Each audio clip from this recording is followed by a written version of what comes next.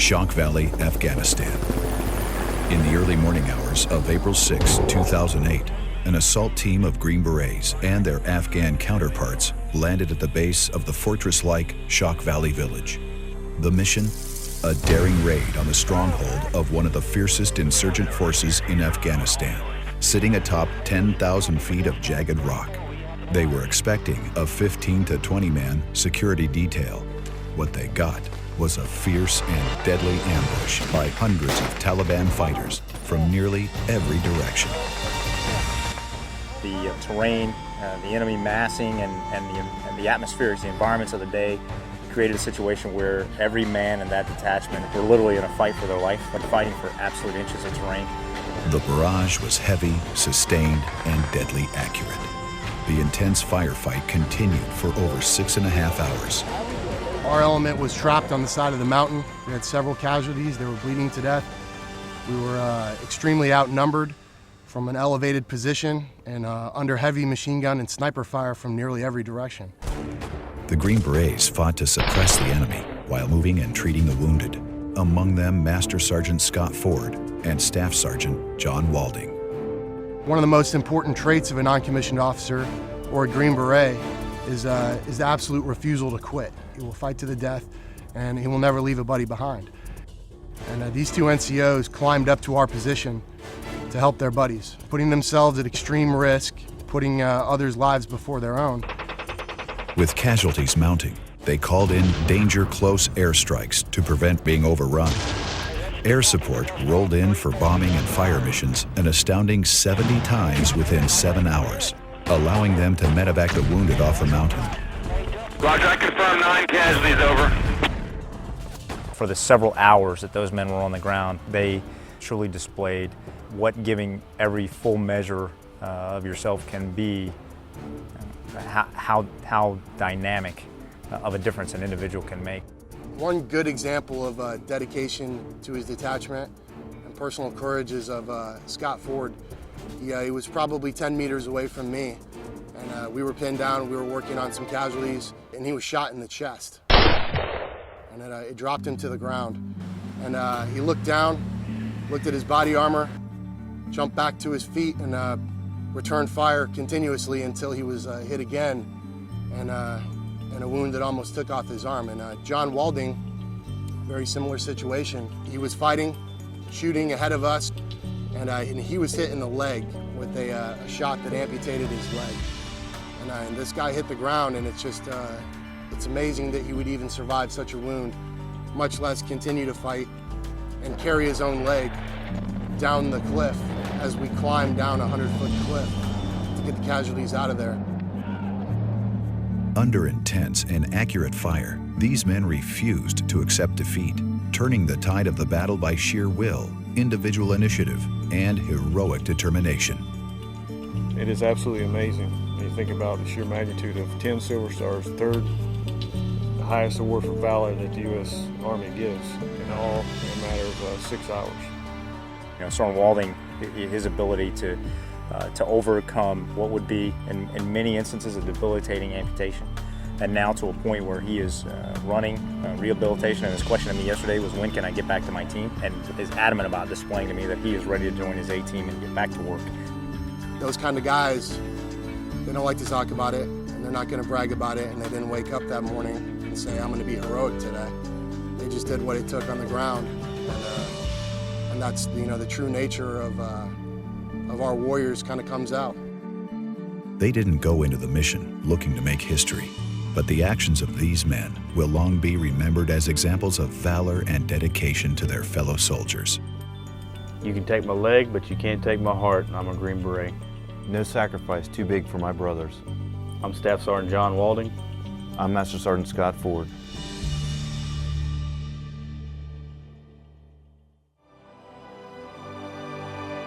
They may be ordinary people, but the simple fact is that they do extraordinary things. And that's why we can say that they are faces of strength.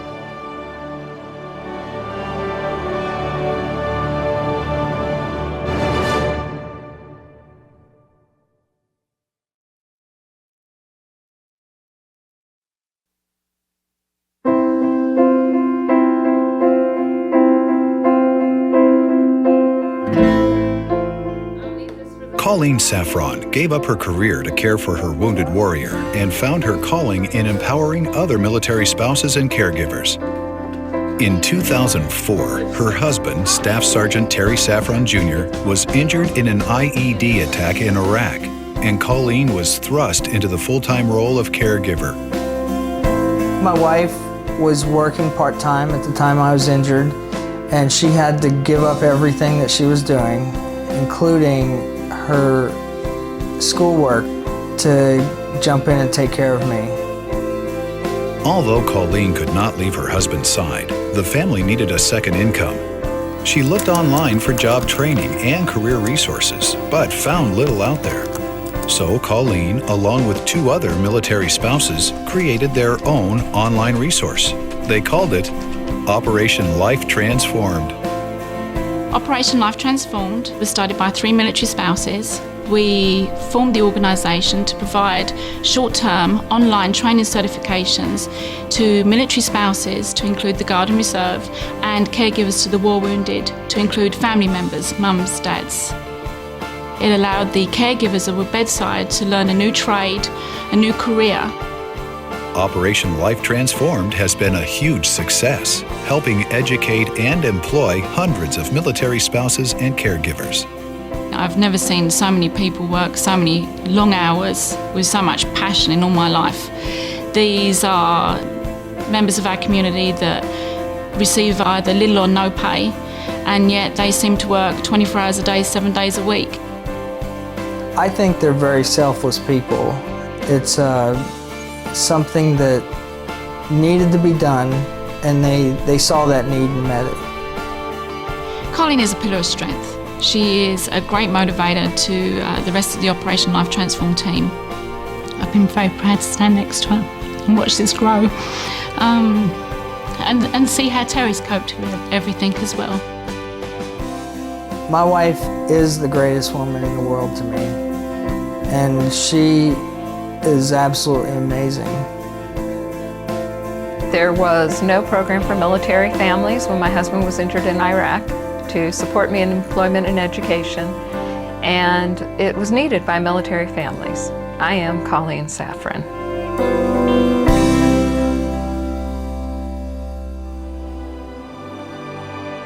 They may be ordinary people, but the simple fact is that they do extraordinary things. And that's why we can say that they are faces of strength.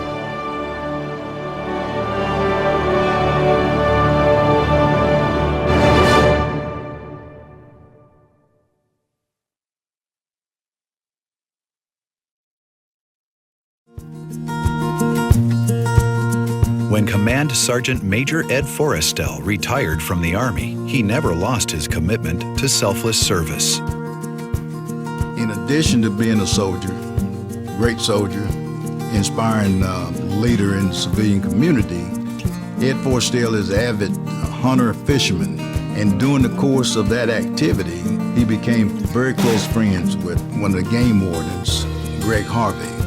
And through sickness with kidney disease, Harvey was having a very difficult time finding a donor to help his ploy. Doctors said that Greg Harvey would need a kidney transplant in order to survive. After multiple family members were tested without positive results, Harvey's friends began to volunteer. Ed Forrestel stepped up to the plate. We were at a cookout at my house, and we were talking about the problem I had and about prospective donors.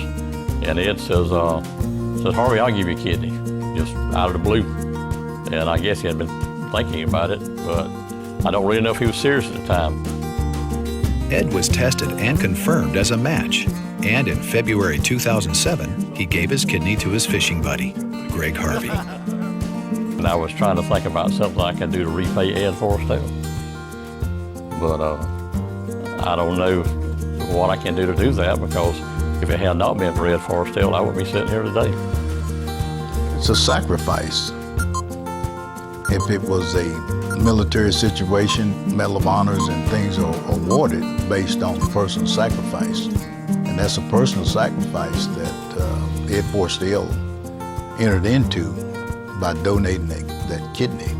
I can't describe it. And you're talking about as far as the Army family, Ed and I, we're not really, like the Army called battle buddies, but we are battle buddies. You have friends that say they are friends, but Ed Forstell is a true friend. He stood by me the whole time.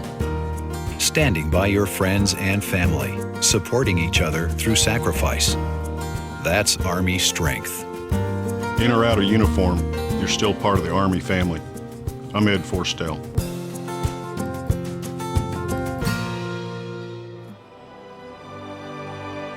They may be ordinary people, but the simple fact is that they do extraordinary things. And that's why we can say that they are faces of strength.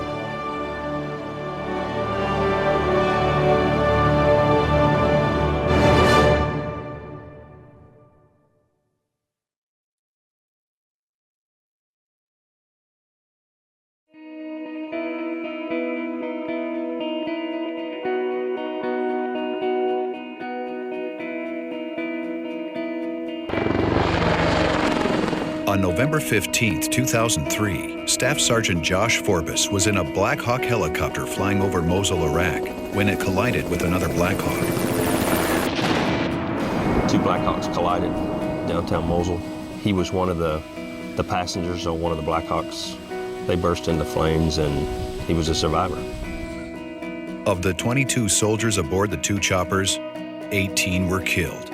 Staff Sergeant Forbes suffered severe burns to his upper body and face and was in a coma for months.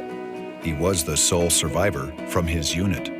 He has a tattoo on his arm, and on the tattoo it's got ID tags, 5 ID tags. That's the soldiers that he lost. That's his memorial to them.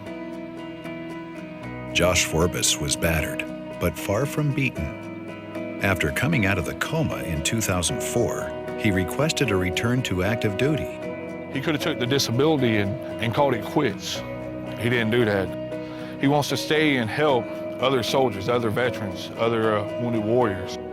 He is the NCIC of the Fort Campbell Soldier Family Assistance Center, and he runs the whole place. Josh is an integral part of the Fisher House family, whether he's here grilling, we call him the Grill Meister, for an event. A big part is he counsels and mentors a lot of our wounded warriors.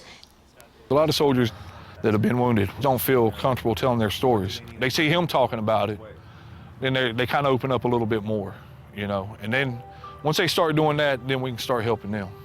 My brother was also in a helicopter crash in Iraq. He was killed in 2005, and Josh being in a helicopter crash, he's been able to help me deal with that, and he is so very strong. He's a great volunteer. He's an amazing soldier. He's a wonderful husband. He's got some nice motorcycles.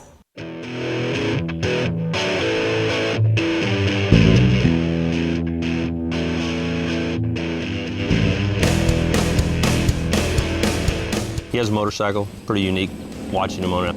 He also rides for Bikers Who Care. He does toy runs as a representative of the United States Army. It's not for him. It's not for Forbes. It's for the soldiers in the Army. I don't think there's a speed bump out there that will stop him. He is just one of those NCOs, one of those soldiers, one of those people that is all about taking care of others. That's just the way he is. His dedication and loyalty to the Army and to the NCO Corps and to being a soldier, I mean, it's second to none, really. In 2008, in honor of his selfless service to soldiers and their families, Staff Sergeant Josh Forbes was awarded the Presidential Volunteer Service Award by President George W. Bush. He's like the face of Fort Campbell. Everybody knows Sergeant Forbes. To the lowest private, to the highest sergeant major. And they all adore him. He truly cares about the soldiers, and going through what he has been through, he has made it out of a horrible situation amazingly, and I think he wants to share that with people to give people hope. When I was in the hospital, a soldier came to visit me and help me out. After I got out of the hospital, I started helping other soldiers out and continued to help them out. I'm Staff Sergeant Josh Forbes.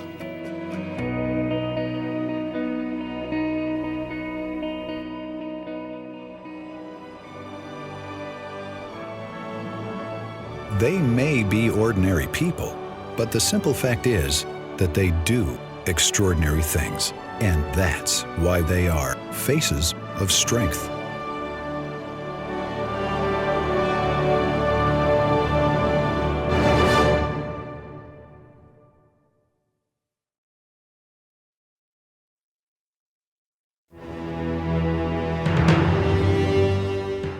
Mortar Platoon Sergeant Randy Shorter has always led his men by example.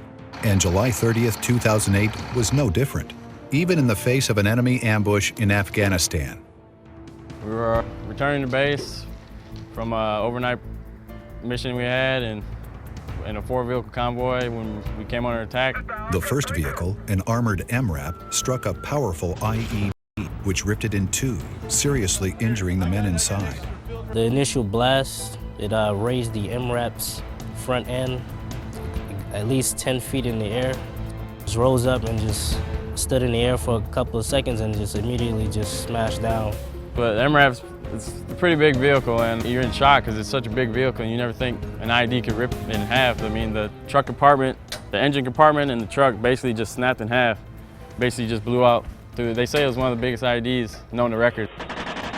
An ambush of about 30 enemy fighters began hitting the convoy with machine gun fire and RPGs. Sergeant Shorter immediately called for medevac helicopters and then sprinted across 100 meters of enemy fire to the damaged lead vehicle. He immediately just ran out to see how his soldiers were doing. Not regarding his own safety, he just immediately just took off and just assessed the casualties. It was pretty amazing. Shorter single-handedly carried one soldier 75 meters through enemy fire. He and wounded medic, Specialist Gregory Waters, got all 3 crew members of the vehicle to safety. Anybody who gets out of their vehicle under fire and can go and save another man's life with bullets flying all around you, that is living up to the warrior ethos. His mindset was just focus on his guys, just doing anything possible just to make sure that his guys are okay no matter what. Bullets flying everywhere. Takes a tremendous amount of courage, strength, and honor to do that. Sergeant Randy Shorter received the Silver Star for his actions that day. His platoon, he says, is like his family. Well, I feel honored to serve under Sergeant Shorter. He's been like a mentor to me. He leads by example. I mean, someone like an E7 platoon sergeant, and someone at his level to get down, get his hands dirty, and actually help you with the job. I would say he's an amazing leader. As a leader, we had a responsibility to take care of our soldiers. My men were not only soldiers that day, they were my brothers in arms. I'm Sergeant First Class Randy Shorter.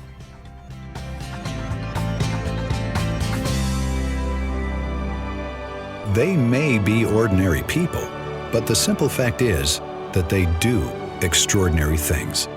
And that's why we can say that they are faces of strength.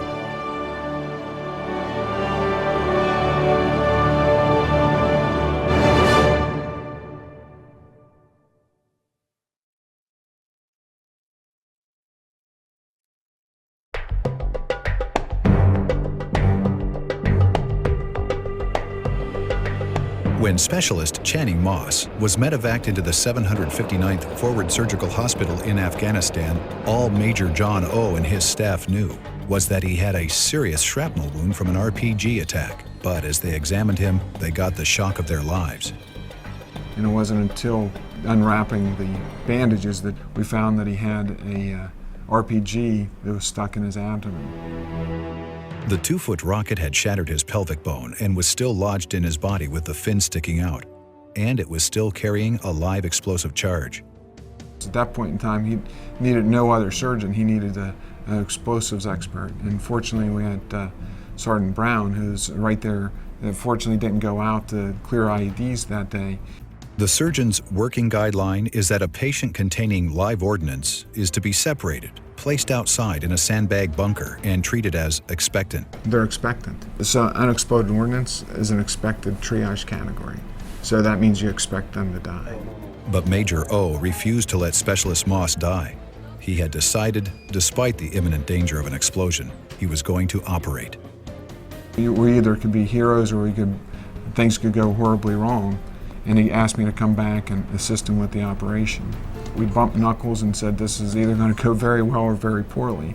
He even said before we went back, he made it clear to anybody who did not want to do this did not have to do it. And to the woman and to the man, nobody said that any words, and we knew that what we had to do.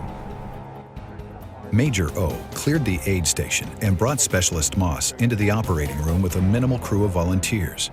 Ordnance expert Sergeant Daniel Brown held onto the rocket while Dr. O performed the tense surgery. Finally, the rocket came free and was rushed from the OR. There we go, we're clear, we're clear. We didn't know what the future would hold for him, if he'd live or die, but we knew we did the best we could that day.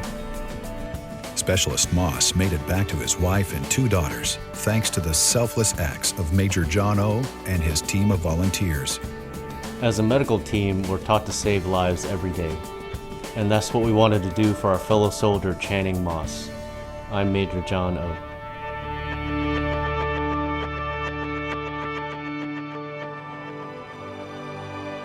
They may be ordinary people, but the simple fact is that they do extraordinary things. And that's why we can say that they are faces of strength.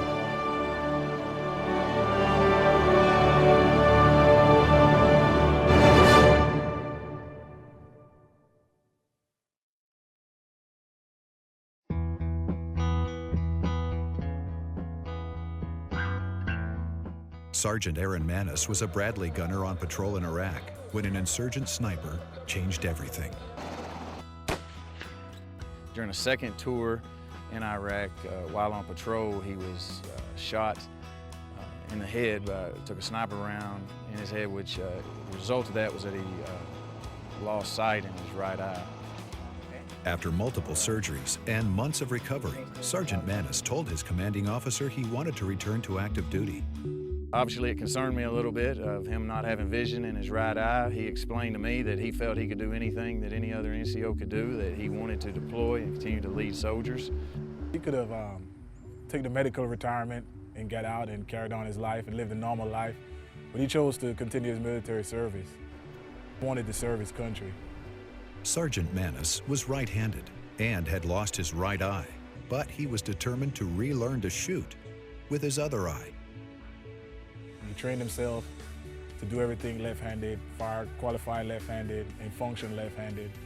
After spending a couple of weeks working with him at the engagement skills trainer, which is our simulated range, he was actually out shooting me with that, firing as a left-handed fire. And then we went to the range, the actual live exercise, and he qualified with 37 hits out of 40, qualified expert with his rifle. There's no question his commitment is there. He's the ultimate soldier. He's already shed blood for his country. It's just that he was so determined to continue to serve for a soldier who has already served 2 combat deployments, who's received the Purple Heart, lost one eye, but is right here in the 101st Airborne Division with other soldiers ready to deploy and answer the call of his nation again. If an ounce of Sergeant Manis could be spread around the Army, you know, we got the greatest Army in the world. It'll just be that much better. Sergeant Aaron Manis. As long as my country needs me, I'll always be a soldier and I'll always be ready.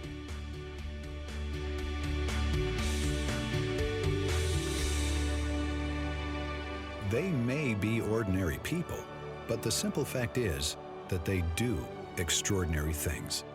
And that's why we can say that they are faces of strength.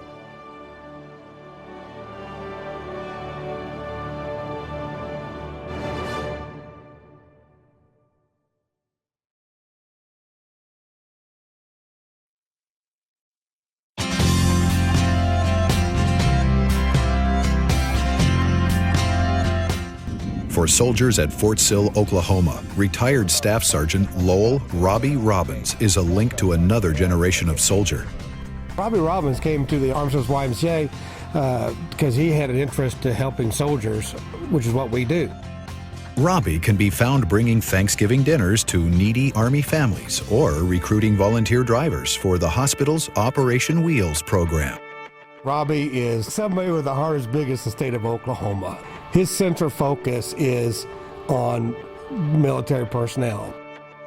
Robbins is a member of Vietnam Veterans Chapter 751, whose motto is, never leave another generation of soldiers behind. He takes that motto to heart. I've been to welcome ceremonies at 9 o'clock in the morning, and I've been to at 2 a.m. in the morning. And Robbie and his compatriots are always there. I mean, they're as steadfast as the sun and the moon. They're always there. And that means something to me. And I just want to tell them thank you. I've done 2 tours in Iraq, and I know what it's like to see these. I mean, they're faithful and true. I mean, they're there. He was there to send me off, and he was there when I got back. And he's taken upon himself that these that serve in this war will not be forgotten or not be ill-treated or actually patted on the back and welcomed home, the heroes that they are. They didn't get what these guys get. They didn't get the send-off. They didn't get the handshake, the pat on the back. They didn't get the balloons, the welcome home heroes. They didn't get any of that. Ladies and gentlemen, please rise and give a round of applause. He's my hero. I can't think of anybody that has a bigger love for the well-being of soldiers and their families than Robbie Robbins. He is a symbol of the Army that what was. Just by his actions alone, he is a mentor to soldiers like me. Making sure that today's soldiers get the welcome home they deserve. That's Army strength. Let's get her done. My name is Robbie Robbins, and I know we can do it.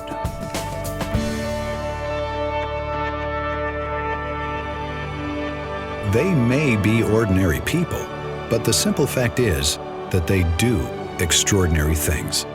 And that's why we can say that they are faces of strength.